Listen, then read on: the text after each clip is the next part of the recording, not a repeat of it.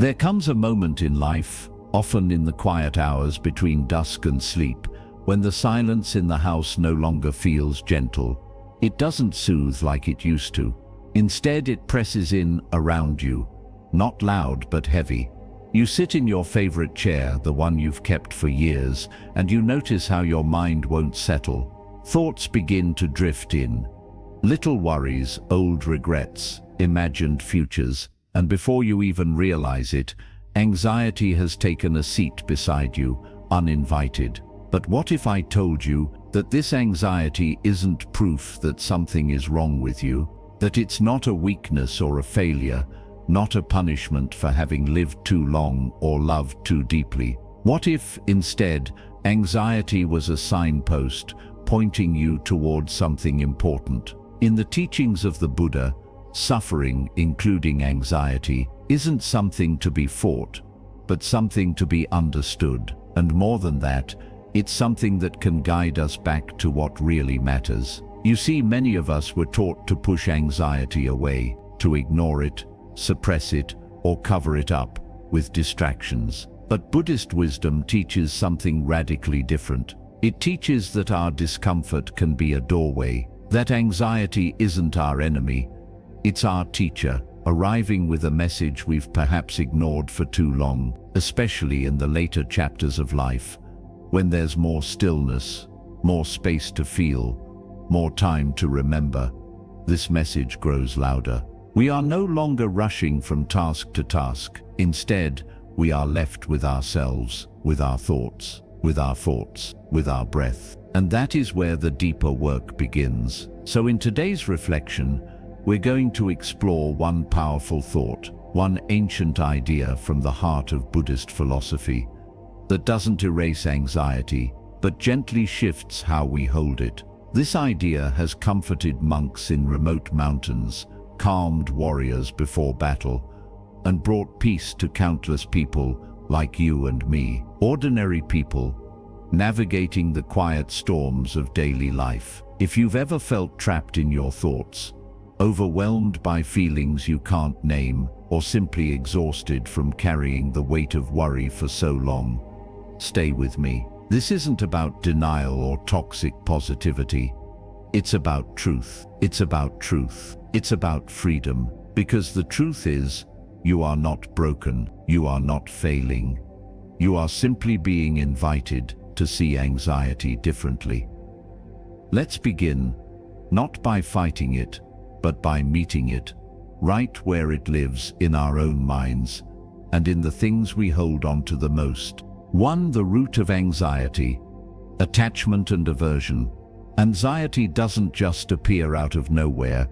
It's not a bolt of lightning crashing down without cause. No, it has roots.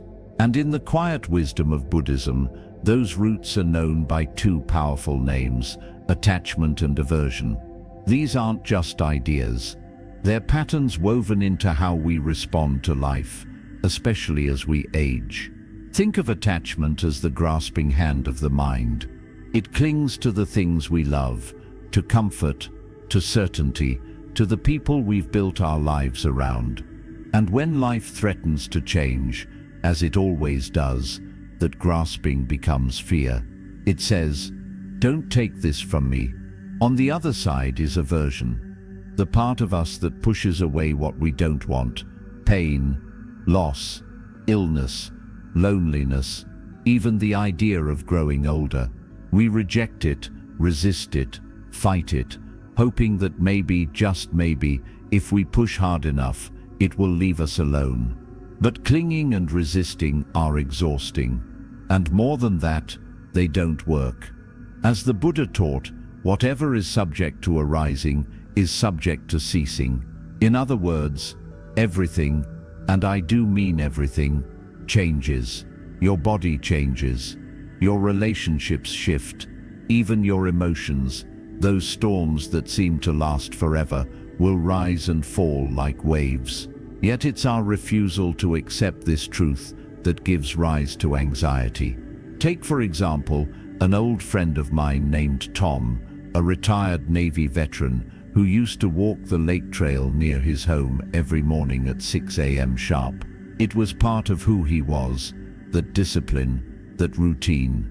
But when a hip injury forced him to stop, Tom began to unravel. He didn't just lose a habit, he lost what he had come to believe was a part of his identity. His anxiety grew. He began to dread the mornings, those quiet hours that used to bring him peace, now only reminded him of what he had lost. In a conversation over tea, I gently asked him, "Tom, what is it you're holding on to?" He paused, looked out the window and whispered, "The version of me that could still move freely." This is what the Buddha pointed to. Our suffering isn't born from change itself, but from our refusal to let go of how things used to be. When we cling to the past or reject the present, anxiety slips into the space between, and it begins to whisper, "You are losing control." But here's the liberating truth. We never had control to begin with. The lotus grows in muddy water, and yet it blooms in beauty. Likewise, our peace doesn't come from keeping everything the same. It comes from learning to open our hands, to stop grasping, to stop pushing, and simply allow life to be what it is. You are not your routines. You are not your youth. You are not your past. And when you begin to loosen your grip on expectations, on perfection, on the need to have it all figured out, you'll start to notice something incredible. Anxiety begins to loosen its grip on you too. As the Dhammapada says, from attachment springs grief, from attachment springs fear. But he who is free from attachment knows neither grief nor fear. What would happen if today, even just a little, you allowed yourself to unclench the fists of the mind? What if peace isn't found in getting things back to how they were, but in meeting this very moment with open arms? 2. The thought that frees you. This too is just a thought. There's a moment in everyone's life. Maybe it comes in the still hours before dawn, or perhaps in the middle of a crowded afternoon, when a thought arrives uninvited and settles like a weight on the chest. It might whisper, "Something's wrong," or shout, "What if this never gets better?" And before we know it, we are no longer living in the present moment. We are living inside that thought. It becomes a world of its own, a world filled with shadows, tension, and fear. But the Buddha, in his quiet clarity, offered a thought so simple, so gently powerful, that it can begin to unravel anxiety at its root. That thought is this. This too is just a thought. Pause with that for a moment. Not every thought is true. Not every thought is worthy of your trust. Some are echoes of old fears. Some are habits of worry passed down like family heirlooms. Some are simply the brain doing what it's done for decades, scanning, protecting, imagining. But a thought, no matter how loud or persistent, is not a fact.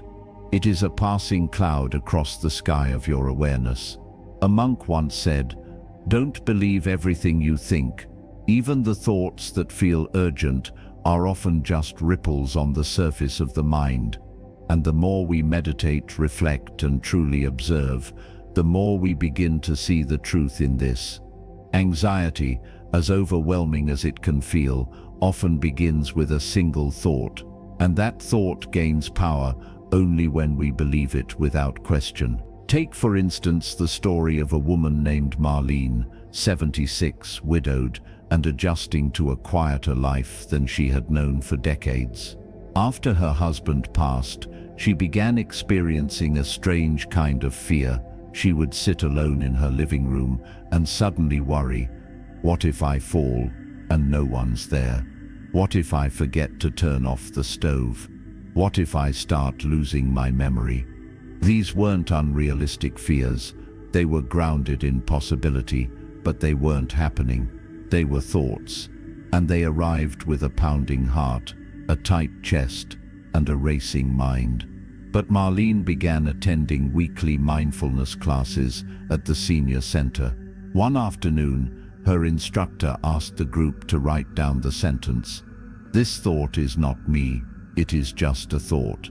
At first it felt silly, but over time, this became Marlene's anchor. Each time the fear arose, she would gently repeat it. This thought is not me, it is just a thought. And like a knot slowly coming undone, the grip of those fears began to loosen. You see, in Buddhism, this is known as non-identification, the wisdom of knowing that your thoughts are not who you are. They are movements in the mind, like wind passing through leaves. Some are helpful, some are not, but none of them define your essence.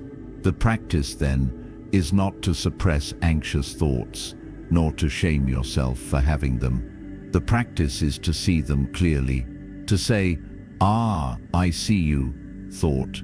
You are trying to protect me. You are trying to warn me, but you are not reality, and you are not in control." It's a small shift, from being inside the thought to standing beside it. But this shift is everything. As the great teacher, Ajahn Chah, once said, "If you let go a little, you'll have a little peace. If you let go a lot, you'll have a lot of peace. If you let go completely, you'll be free." When the next wave of anxiety rises, try meeting it with gentleness. Say to yourself, "This too is just a thought." No battle, no panic, just a whisper of truth in the heart of the storm. 3. Mindfulness. Anchoring in the present moment. It often begins with something simple. A flicker of unease while sipping your morning tea, a sudden tightness in the chest while folding laundry, or a vague sense that something is off, though nothing in particular has happened. For many older adults, especially those who now live alone or find themselves in quieter routines, this gentle hum of anxiety can sneak in like a draft under the door. It's not loud, but it lingers, and it pulls the mind away from the warmth of the present moment into the cold corridors of what-ifs and what once was. But mindfulness, as taught in Buddhist tradition, offers us a doorway back into our bodies, back into our breath, back into the only place where peace ever truly lives. Right here, right now. Mindfulness isn't about emptying the mind or forcing stillness. It's about becoming intimate with what is, noticing, with loving attention, the sensations in your body, the flow of your breath, the rise and fall of your thoughts. It's learning to be where your feet are, instead of being lost in yesterday's memories or tomorrow's fears. The Buddha said, "Do not dwell in the past, do not dream of the future. Concentrate the mind on the present moment." And it's a teaching that speaks directly to the heart of anxiety, because anxiety is always reaching forward. It's a mind trying to predict, to protect, to prepare. But the present moment, it asks nothing of us except that we be here. Let me share a story that might resonate. There was an elderly man named Frank, a retired carpenter, quiet and gentle by nature. After his wife passed, the stillness of the house began to feel more like an echo chamber than a sanctuary. Small worries turned into spirals. What if I forget something important? What if I fall and no one finds me? What if I become a burden to my children? These thoughts took root in the empty hours of the day. Frank's doctor recommended a local mindfulness meditation group, and though skeptical, Frank gave it a try. On his first visit, the teacher asked them to simply sit, close their eyes, and follow the breath. Not to change it, not to force it, just to notice it. Frank said later, "At first all I noticed was how loud my thoughts were. But eventually, I began to notice my breathing, and then the sound of birds, and then the warmth in my hands. That was the turning point. Each breath became an anchor, each step a meditation, each moment an invitation to return." He began practicing 5 minutes a day, just sitting in his garden, hands resting on his knees, eyes soft, breath steady. He didn't try to clear his mind. He simply watched it, like watching clouds drift across the sky. And with time, the clouds grew lighter. This is the power of mindfulness. It doesn't promise to erase our struggles, but it teaches us to sit with them without fear. It helps us see that we are not the storm. We are the sky that holds it. Mindfulness is also deeply forgiving. If you drift into thought, that's okay. The moment you notice, you've already returned. That noticing is the practice. That return is the victory. So if anxiety visits you in the quiet of your days, offer it no battle. Instead, offer your breath. Anchor yourself in what you can feel: your feet on the floor, the warmth of sunlight, the rhythm of your inhale and exhale. This is not denial. It's not escape. It's a sacred act of returning. As Zen master Thich Nhat Hanh reminds us, feelings come and go like clouds in a windy sky. Conscious breathing is my anchor. Try it now. Take a breath. Feel it travel through your nose. Feel your chest rise. And as you exhale, whisper to yourself, I am here, and here is enough. 4. Compassion. The kindness that softens anxiety. There's a quiet, relentless voice that often accompanies anxiety, and it doesn't belong to the world around us. It belongs to ourselves. It's the inner critic, whispering, why are you like this? You should be stronger. You're such a burden. And over time, that voice wears down the spirit, not just with fear, but with shame. But in the teachings of the Buddha, there is a gentle, radical antidote: compassion, and not just for others, but for ourselves, especially for ourselves. You see, many older adults grew up in a time when emotional needs were silenced, when resilience meant stoicism, and when self-sacrifice was seen as noble. You cared for others, children, partners, aging parents, while quietly shelving your own pain, fatigue, and needs. And perhaps now, when you finally have space to feel, everything you postponed rushes in: anxiety, guilt, grief, regret. But here's what Buddhist wisdom teaches us: that the path to peace is not paved with perfection, it's walked with tenderness. The Buddha said, you yourself, as much as anybody in the entire universe, deserve your love and affection. These words are not an indulgence, they are a lifeline. Consider the story of Ruth, a 79-year-old woman who had spent most of her life caring for others. A nurse by profession and a mother by nature, she had always been the strong one, the dependable one. But after retirement, and especially after losing her sister, Ruth began experiencing waves of anxiety. She felt foolish, even embarrassed. Why now? She asked. I've always kept it together. During a mindfulness retreat at a local community center, a Buddhist teacher invited the group to place their hands on their hearts and silently repeat the phrase, may I be kind to myself in this moment. May I accept myself just as I am. At first, Ruth couldn't do it. Her chest tightened, tears welled. It felt unfamiliar, even selfish. But the teacher gently reminded her, self-compassion is not about ego. It's about softening. It's about not turning away from your own pain. That moment marked the beginning of Ruth's healing, not because the anxiety disappeared, but because she no longer fought it alone. She began writing letters to herself, forgiving the parts of her that had been too tired to keep going some days, too overwhelmed to explain, too hurt to reach out. And slowly she began to feel whole again. In Buddhist practice, compassion is seen as a medicine of the heart, and like any medicine, it must be taken regularly, especially when the symptoms of suffering arise. Here are a few gentle ways you can practice self-compassion in your daily life. Speak kindly to yourself, especially when you feel afraid or anxious. Replace "what's wrong with me" with "this is hard, and I'm doing the best I can." Place your hand over your heart during anxious moments. It's a physical gesture of care, a reminder that you are not abandoned. Offer yourself the same grace you would offer a dear friend. If you wouldn't say it to them, don't say it to yourself. Acknowledge your effort. You've survived so much. You're still learning.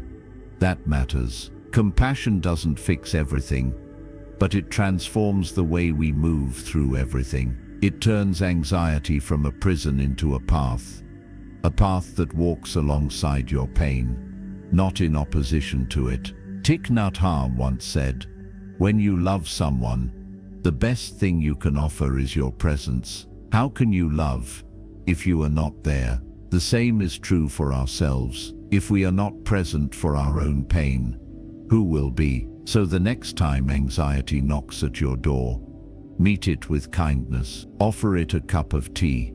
Sit beside it. Ask what it needs.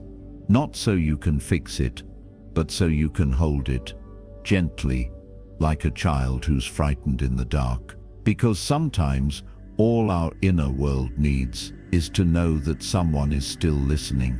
5. The thought that destroys anxiety. This is not mine. This is not me. This is not who I am. There are moments in life, quiet, piercing moments, when anxiety wraps itself around us so tightly that we begin to believe it defines us.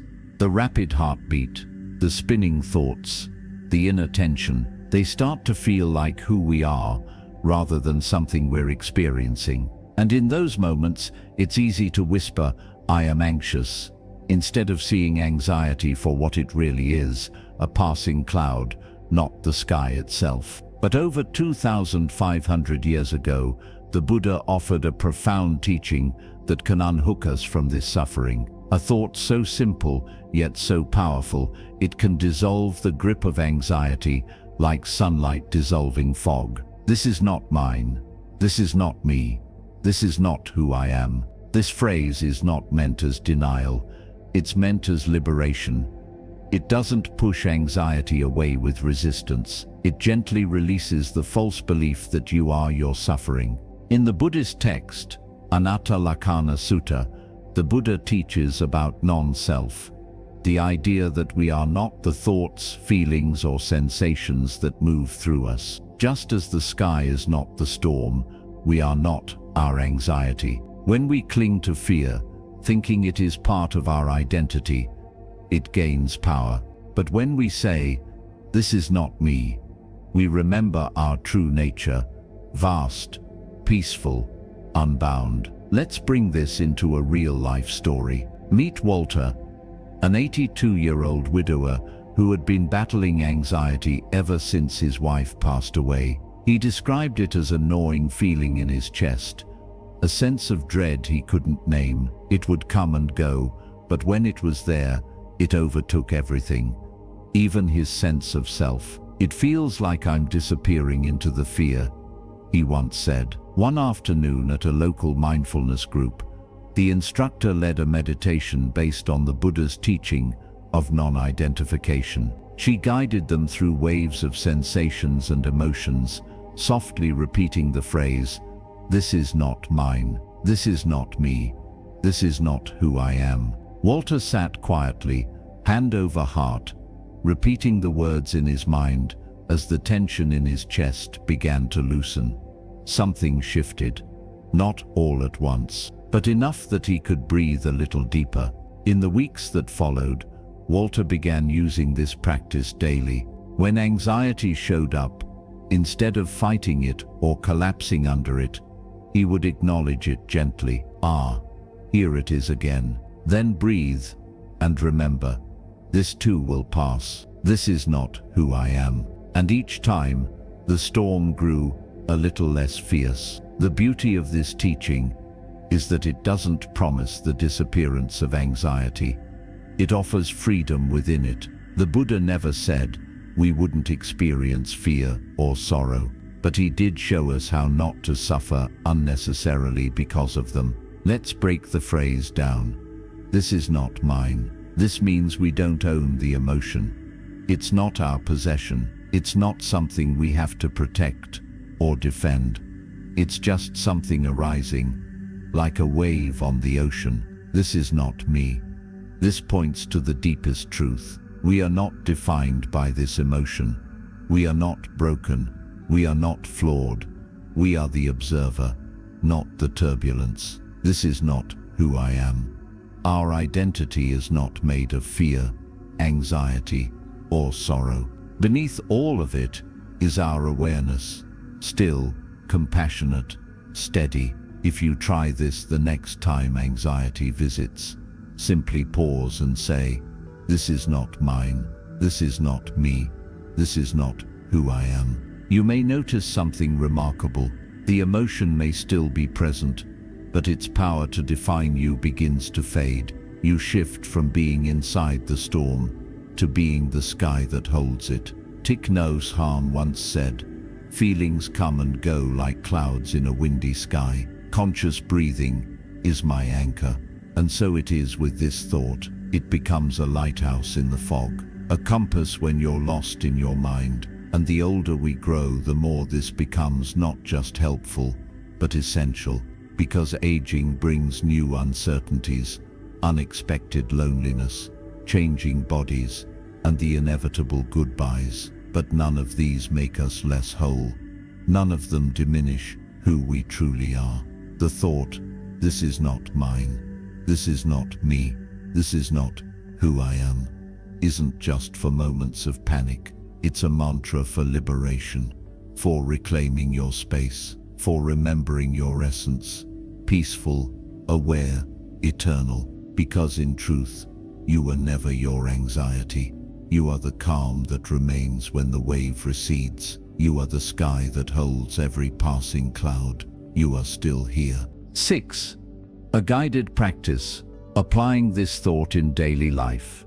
It's one thing to hear a teaching that stirs the heart, that feels true, like a breeze through an open window after a long, stuffy silence. But it's another thing entirely to carry that teaching into daily life, where the dishes pile up, the phone rings, the aches remind you of time's quiet hand, and the heart, oh the heart, still trembles sometimes. This is where the real work begins, and it is also where the greatest peace can be found. The Buddha was never interested in lofty ideas for their own sake. His wisdom was always meant to be lived, in the marketplace, in the home, on the path through the forest. And so this phrase, "This is not mine, this is not me, this is not who I am," is not just something to remember when meditating or reading spiritual texts. It is something to bring with you into the mess and the miracle of everyday life. Let's begin simply with a practice that's both gentle and powerful, something you can do even now as you listen. Find a moment to pause, sit quietly, or if you're standing, let your feet rest fully on the floor. Let your body be just as it is. No need to force anything. Breathe in slowly and then breathe out, just as slowly. Allow your breath to be like a soft hand on your back, grounding, reassuring. Now call to mind something that's been causing you anxiety. It could be a small worry that lingers like background noise, or something larger, a decision, a regret, a conversation that still echoes inside you. Don't judge it. Just gently hold it in your awareness, like placing a stone in the palm of your hand. As you sit with this feeling, begin to softly say out loud or in your heart, "This is not mine." Pause. Let that land. "This is not me." Pause again. Feel the distance opening between you and the emotion. "This is not who I am." And breathe. With each repetition, feel the grip loosen. Maybe just a little at first, maybe more. You are not denying the feeling. You are witnessing it, without claiming it, without becoming it. Now imagine your breath as a current of air, moving through an open house. It moves through the room of your worry, gently airing it out, not pushing anything away, just making space. The walls of the house are still standing. That house is you, steady, grounded, whole. The anxious thought is just a guest. It might stay for a while, but it doesn't live there, and it doesn't own the keys. This is the power of the practice. Now, let's talk about where to apply this during your day, because truthfully, you don't need to be on a meditation cushion or in a retreat center to awaken peace. You need it at 3 a.m. when you wake up with the heaviness in your chest. You need it when your grown child hasn't called in weeks, and you start to wonder if you did something wrong. You need it when the ache in your joints reminds you that time is passing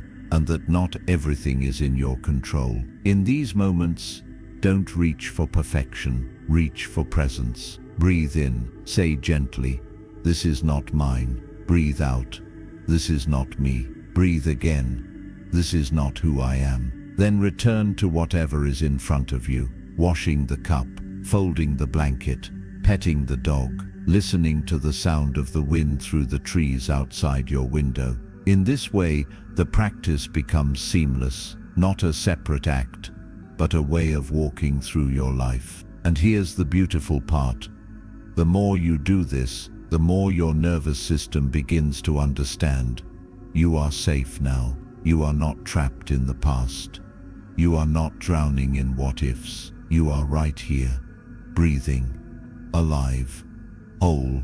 Thich Nhat Hanh once wrote, "The present moment is filled with joy and happiness. If you are attentive, you will see it." This phrase, "This is not mine, this is not me, this is not who I am," is a bridge back to that joy, a quiet invitation to remember that the real you has never been broken by fear.